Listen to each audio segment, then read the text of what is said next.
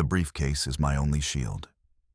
Mercenaries are kicking down the door. My wife just texted them my location.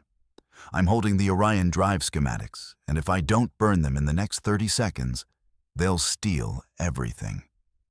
Glass shatters behind me. The server room's my only chance. One wrong move, and my life's work and my life are gone. The screwdriver's tip bit into the mahogany wainscoting, prying the panel loose with a dry groan. David Miller expected dust or insulation. Instead, a steady violet pulse flickered against the dark wiring. The signal jammer hummed, a low-frequency vibration that rattled his molars and tasted like copper on his tongue. He reached for his smartphone, but the signal bars remained hollow ghosts, stripped of their power by the silent thief behind the wall. A shadow crossed the balcony's frosted glass. David froze, his fingers still curled around the warm casing of the device. He didn't breathe. Outside, the rhythmic crunch of gravel under heavy boots replaced the usual surf of the Mediterranean-style fountains. Two men in matte gray tactical vests rounded the corner of the infinity pool, their movements efficient, devoid of the lazy grace expected of resort staff. One adjusted an earpiece, his jaw set in a hard line. David's heart hammered a frantic rhythm against his ribs. He reached into his pocket, his fingers finding the small brass mechanical gear. Click, clack, 2, click, clack, 3, click, clack, 5. The prime numbers grounded him, a mechanical ritual against the encroaching chaos. He had to move. The suite, once a sanctuary of marble and scent-diffused lavender, now felt like a gilded cage, and the hunters were already testing the bars. He retreated from the window, his palms slick against the silk wallpaper. Every sense was dialed to a jagged edge. The sharp aroma of roasted espresso beans from the kitchenette mocked the sudden tightness in his chest. His hand hovered over the landline, but he knew what he would find. Silence greeted him. No dial tone, only the oppressive weight of the jammer's interference. Footsteps stopped outside his heavy oak door. A keycard beeped. The lock clicked, a sound like a hammer cocking in the stillness. David didn't wait to see who entered.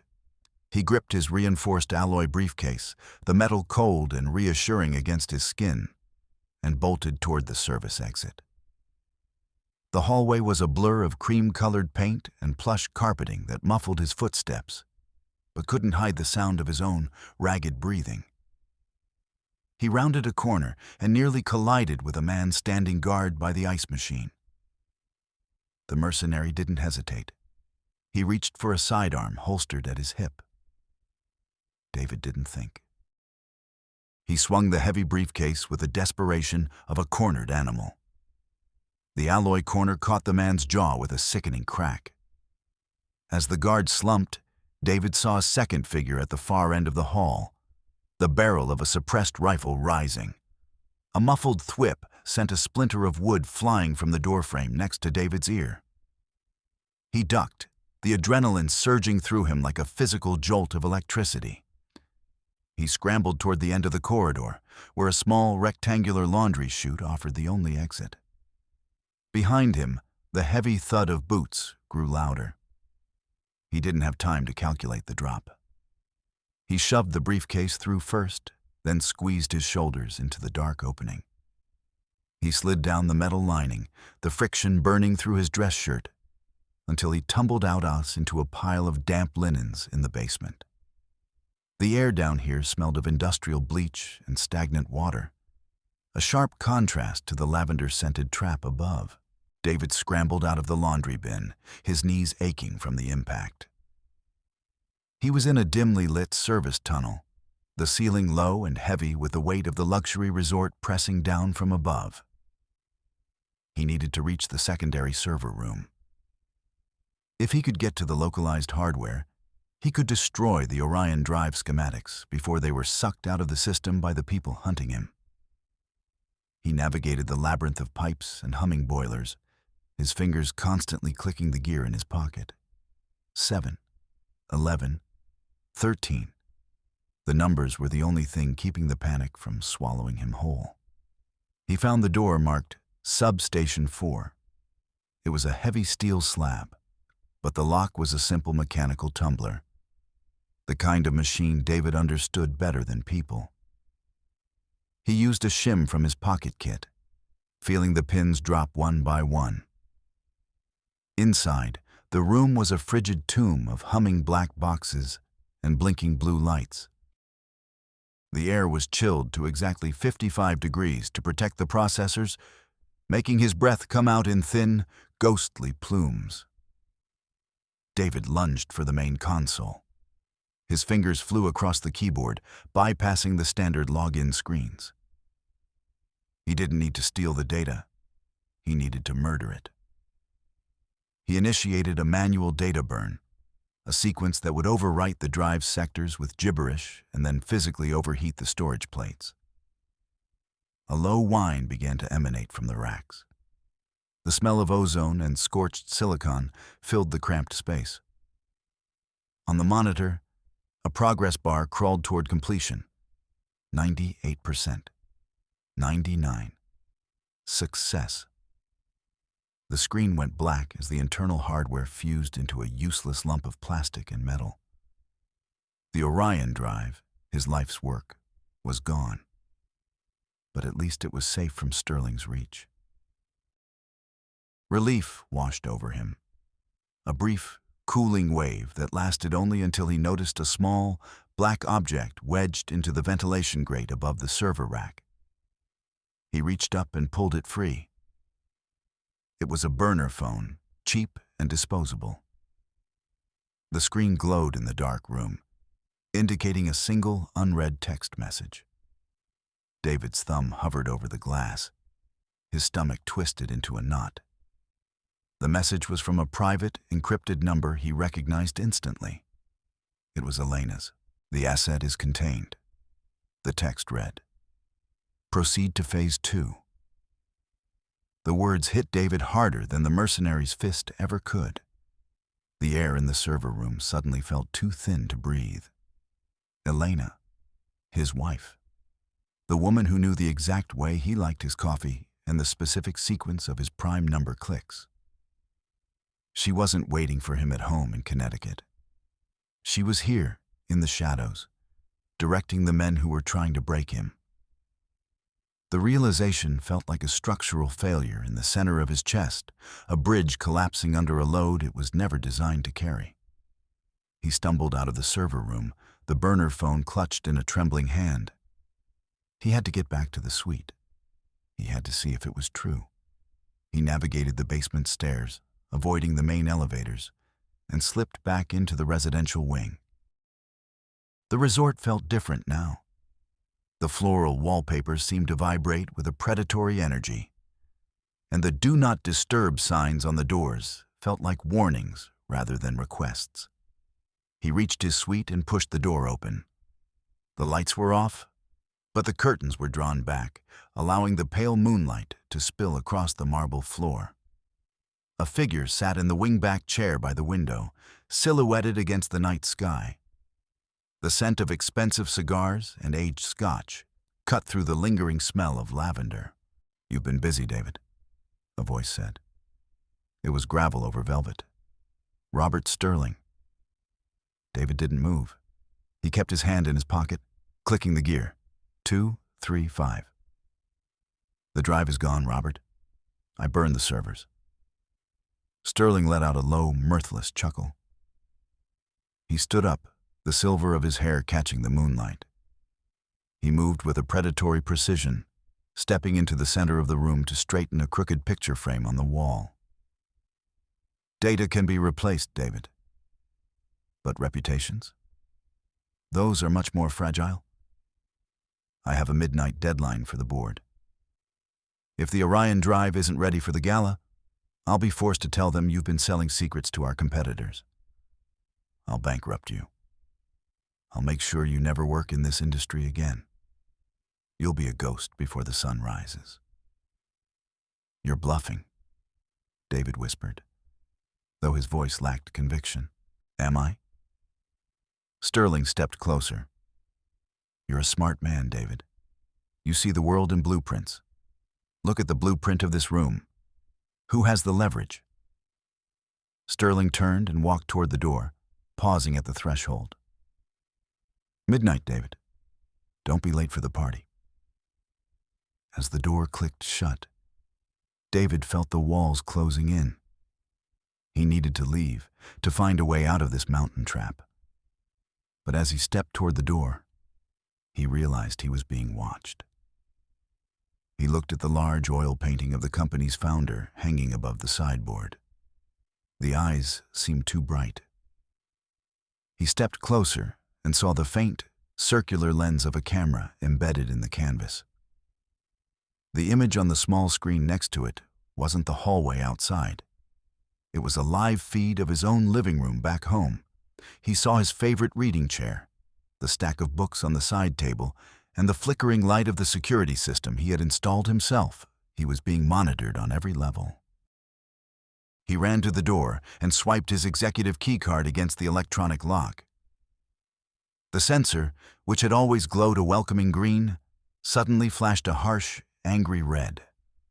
A low digital chime echoed in the quiet room. Access denied. He tried again, his movements becoming more frantic. Red. Red. Red. He was locked out of the very systems he had helped design.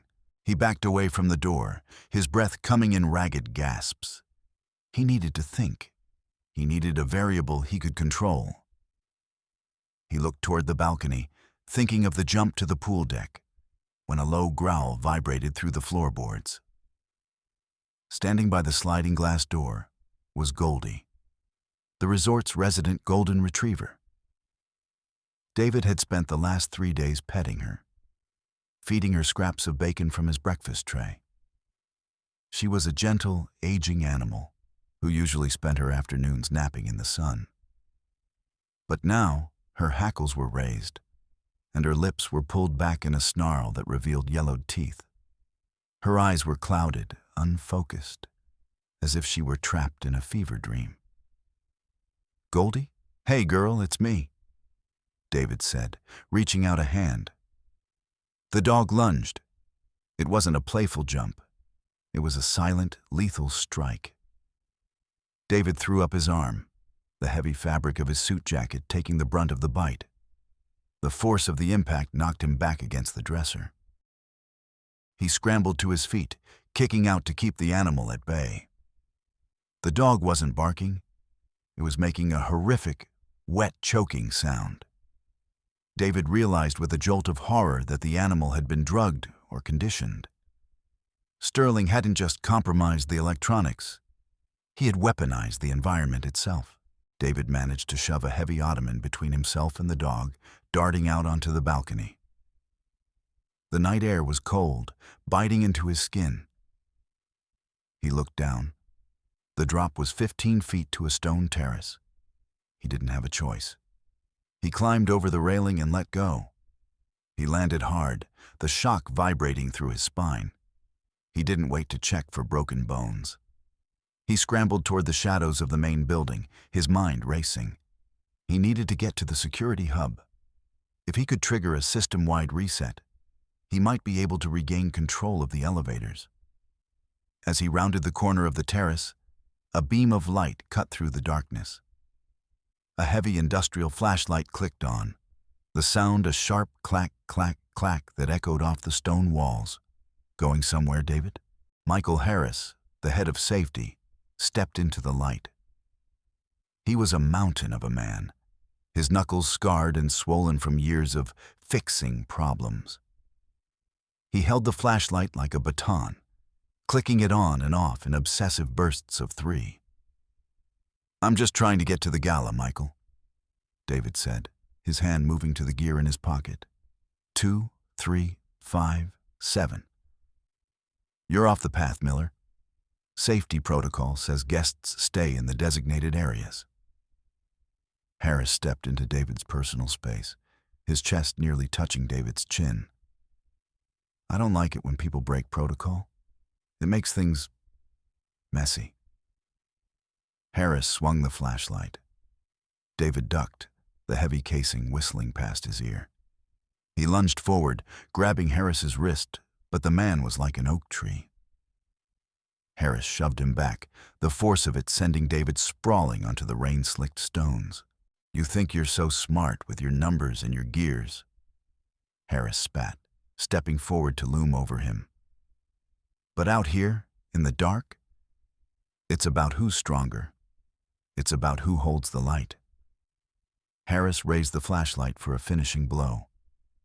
David's hand found the brass handle of a fire alarm box mounted on the wall behind him. He didn't hesitate. He pulled the lever. A deafening wail shattered the silence of the night. High above, the resort's fire suppression system groaned to life. A second later, the overhead pipes burst open, drenching the terrace in a torrential deluge of recycled water. The sudden weight of the water and the blinding spray caught Harris off guard. He stumbled, his boots slipping on the wet stone. David seized the moment, rolling away and disappearing into the wall of artificial rain. He ran through the flooded service corridors, his tuxedo soaked and heavy. He found a laundry bin near the kitchen entrance and dove inside, pulling a pile of discarded tablecloths over himself. He waited, his heart thundering, as boots splashed past his hiding spot. He needed a disguise. He couldn't walk into the gala looking like a drowned rat. He found a dry tuxedo in a staff locker and changed quickly, his fingers fumbling with the studs. He checked his reflection in a cracked mirror. He looked pale, his eyes wide and haunted, but the formal wear hid the bruises and the dampness of his skin. He adjusted his tie, spinning his wedding ring 3 times clockwise. It was time to face the board. The grand ballroom was a dizzying explosion of gold leaf and crystal. The air smelled of expensive perfume and lilies, a cloying scent that made David's head swim. He stepped onto the crimson carpet, his eyes scanning the room. He saw Jennifer Thompson, the CFO, standing near the bar, her eyes cold and analytical as she dismissed a waiter. He saw the board members, men and women who held the keys to his future, laughing and sipping champagne. David spotted Sterling at the far end of the room, holding court near the stage. He began to weave through the crowd, his mind sharpening. He would confront Sterling publicly. He would tell the board about the jammers, the mercenaries, and the extortion. They were businessmen. Surely they wouldn't tolerate this kind of thuggery. But as he moved closer, he noticed something that made the hair on his neck stand up. The guests weren't just chatting. They were watching him. As he passed, conversations died. Heads turned in perfect unison. It wasn't the look of curious socialites. It was the steady, unblinking gaze of a pack of wolves watching a wounded deer enter the clearing. David stopped in the middle of the floor. The high-pitched electric hum of the chandeliers seemed to grow louder, vibrating in his teeth. He realized with a sickening jolt that he hadn't escaped the trap. He had walked right into the center of it. "Ladies and gentlemen," Sterling's voice boomed over the PA system, echoing off the mirrored walls. "May I have your attention? We have a special guest joining us tonight." The crowd parted like a curtain, leaving David standing alone in a circle of light. "David Miller," Sterling continued, his voice dripping with mock warmth. "Our brilliant lead engineer, the man who tried to steal the Orion drive for himself." A murmur ran through the room. Not of shock, but of predatory excitement. David turned, looking for an exit, but the guests had closed ranks. They stood shoulder to shoulder, a wall of silk and wool. "Security, please escort Mr. Miller to the stage," Sterling commanded. David didn't wait. He bolted toward the heavy velvet curtains at the side of the stage, shoving past a group of executives. He felt hands grasping at his jacket, heard the tear of fabric. He dived behind the curtain, the thick fabric muffling the roar of the crowd. He found himself in a dark service tunnel that ran beneath the stage. It was a narrow, concrete throat that smelled of grease and old dust. He ran, his footsteps echoing like gunshots. He needed leverage. He needed a way to show the board what Sterling really was. He stumbled upon a master control panel, a glowing interface of switches and monitors that controlled the resort's internal broadcast system. This was it. Subverted. David stared at the glowing screen of the master control panel. His mind, usually so focused on mechanical primes, raced through the logic of his next move. If he could hot-wire the intercom and the ballroom's massive projection screens, he could play the recording he'd surreptitiously made on his phone. The conversation where Sterling threatened to bankrupt him and admitted to the sabotage. It was a classic move, the kind of gotcha moment that would strip Sterling of his power in a single public stroke. The board of directors might be cold, but they wouldn't risk the legal liability of a CEO caught on tape admitting to corporate espionage and kidnapping. He worked with a feverish, confident precision. He bypassed the security firewalls, his fingers dancing across the keypad. He felt a surge of genuine hope, a warmth in his chest he hadn't felt since the signal jammer first hummed to life. He was David Miller, the man who fixed things. He was the engineer who found the flaw in the blueprint. He connected his phone to the system, saw the upload bar hit 100%. The broadcast to all icon blinked green. He took a deep breath, his finger hovering over the screen. This was the end of Sterling's reign. He pressed it. A chime echoed through the service tunnels, followed by the familiar, gravelly tone of Sterling's voice filling the ballroom above. David leaned back against the concrete wall, his shoulders dropping for the first time in hours. He closed his eyes, listening to the recording play. He heard his own voice, sounding small but defiant, and then Sterling's clear, arrogant admission. "I'll make sure you never work in this industry again. I'll be forced to tell them you've been selling secrets." It was all there, every word a nail in Sterling's coffin. David allowed himself a small, weary smile. He'd won. He'd actually won. But as the recording reached its climax, David noticed a strange sound coming from the ballroom above. It wasn't the sound of gasps or outraged murmurs. It was laughter. He frowned, leaning closer to the ceiling. The laughter grew louder, more rhythmic. Then came the applause, a thunderous, synchronized clapping that vibrated through the floorboards. David's smile flickered and died. He turned back to the control panel, his brow furrowing. Something was wrong. He looked at the secondary monitor, which showed a live feed of the ballroom. The board members weren't looking at Sterling with horror. They were looking at the screens with the rapt, entertained expressions of people at a high-stakes sporting event. Jennifer Thompson was actually nodding in approval, a glass of champagne raised toward the stage. David's heart went cold. He began to scroll through the system's metadata, his fingers trembling. He found a hidden directory, one he hadn't noticed in his rush. It was labeled Executive Evaluation, Livestream. He opened it and felt the world tilt on its axis. The recording he had just played wasn't a shock to the board. It was the finale. He saw dozens of camera angles from the last 24 hours. David in the server room, David fighting Harris on the terrace, David cowering in the laundry bin. Each clip was time-stamped and accompanied by a resilience score and strategic logic rating. The board hadn't been kept in the dark. They had been the audience. His struggle, his fear, his desperate, smart move to record Sterling, it had all been part of the show. He hadn't been exposing a villain. He had been performing for his masters. David stumbled away from the panel, the burner phone slipping from his hand and clattering onto the concrete. He felt a wave of nausea so powerful, he had to lean against the wall to keep from collapsing. He wasn't a whistleblower, He was a lab rat who had just performed the final trick, and the scientists were delighted with the results.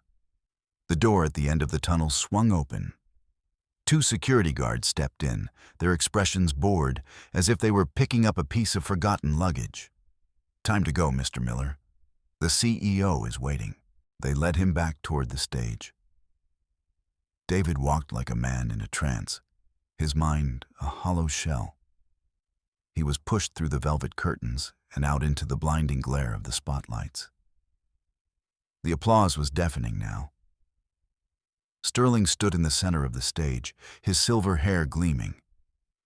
He reached out and grabbed David's hand, pumping it with the vigor of a proud father. "Phenomenal performance, David." "Truly," Sterling beamed, leaning in so only David could hear him.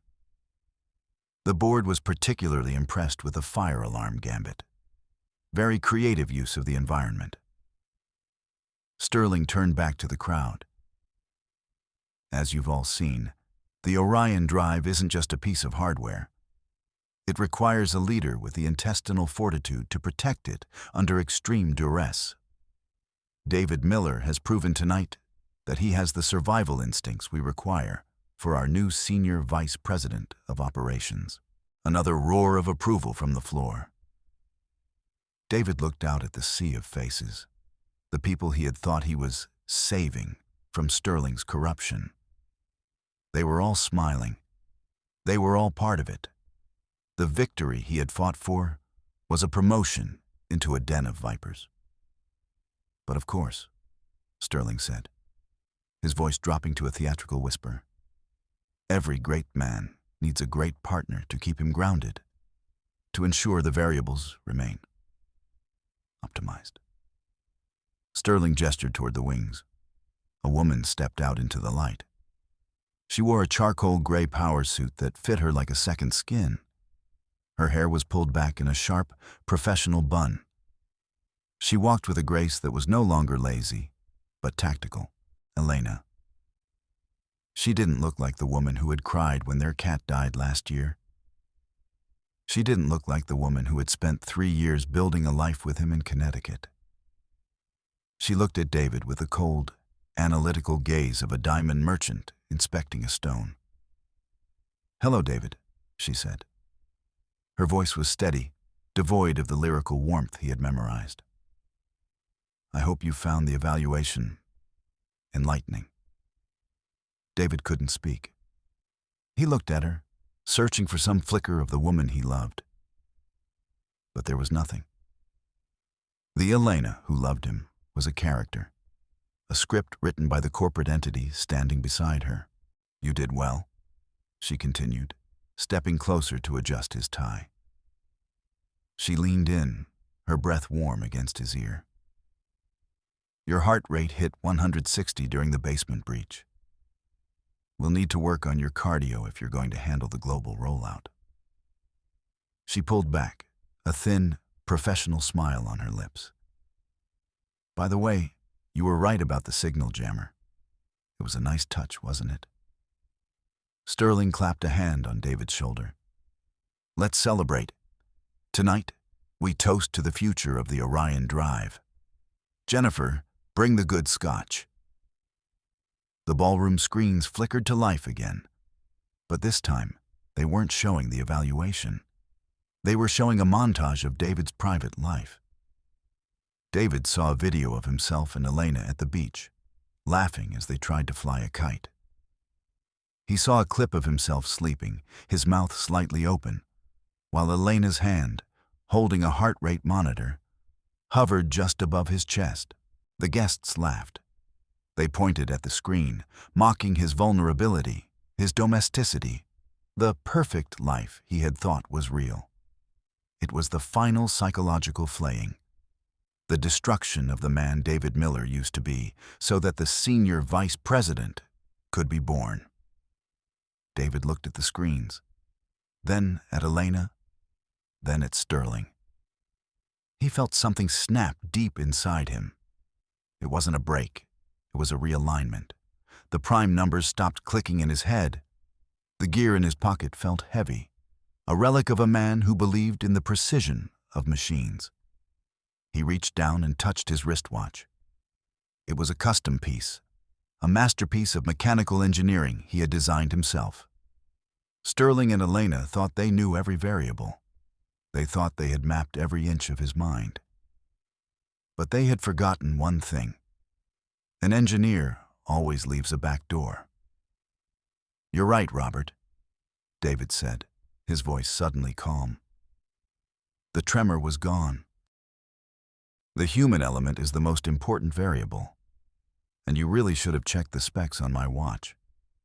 David pressed a specific sequence of buttons on the side of the watch casing. 2, 3, 5, 7. A high-pitched whine, almost too high for the human ear to register, filled the ballroom. Then, a silent, invisible wave of energy rippled outward from David's wrist. The lights didn't just flicker, they exploded. The massive chandeliers shattered, raining crystal shards onto the screaming guests. The projection screens died in a burst of static. The PA system let out a final, agonizing shriek before falling silent. The localized electromagnetic pulse, triggered by the kill switch David had hidden in the Orion Drive's wireless interface, which was currently synced to his watch, had turned the luxury resort into a dark, dead cave. In the sudden, absolute darkness, the ballroom was a chaos of muffled sobs and the rustle of expensive fabric. David didn't move. He stood in the center of the stage, the only one who wasn't afraid of the dark. "David?" Sterling's voice was high, frantic. "David, what did you do?" David didn't answer. He turned and walked off the stage, navigating the obstacles by memory and touch. He passed Elena, who was standing frozen in the dark. He didn't look at her. She wasn't his wife. She was just another piece of faulty hardware. He found the service exit and pushed it open, stepping out into the cold mountain air. The resort was a black silhouette against the starlit sky. The silence was profound, broken only by the distant, rhythmic buzzing of cicadas. He began to walk. He didn't head for the parking lot or the main road. He headed for the woods. He knew the mercenaries would be coming, their night vision goggles useless against the fried electronics of the resort's perimeter. He was a ghost now, a ghost who knew every inch of the blueprint. He reached a deep mountain gorge as the first light of dawn began to bleed over the horizon. The air was crisp, smelling of pine and damp earth. He stood at the edge of the abyss, looking down at the white water churning hundreds of feet below. He reached into his pocket and pulled out his wedding ring. He looked at it for a long moment, then tossed it into the void. It disappeared without a sound. He pulled a final document from his inner pocket, a file he'd swiped from the dressing room during the chaos. It was a birth certificate. Sarah Sterling. He didn't feel anger. He didn't feel grief. He felt the clean, sharp cold of a machine that had finally been calibrated. He turned his back on the resort and began to walk toward the highway. He was broke. He was alone. He was a wanted man. But for the first time in his life, David Miller wasn't counting. He was just breathing.